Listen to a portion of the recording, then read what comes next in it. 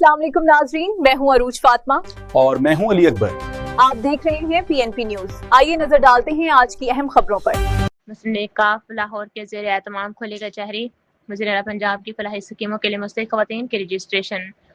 लाहौर चौधरी शाफे हुसैन की ख़ुसूसी हिदायत पर पाकिस्तान मुस्लिम लीग काफ लाहौर के ज़ेर एहतमाम DH फेज़ 6 AS लासानी तालीमुल कुरान में एक अवामी खुली कचहरी का इनेकाद किया गया, जिसकी सदारत कोआर्डिनेटर वज़ारत सनअत और तिजारत पंजाब व जनरल सेक्रेटरी मुस्लिम लीग काफ लाहौर मोहम्मद नदीम पहलवान ने की।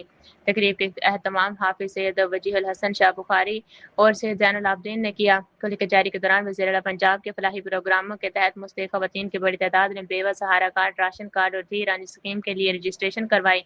मोहम्मद यूसुफ और इनकी टीम ने रजिस्ट्रेशन का अमल खुश उसलूबी से मुकम्मल किया।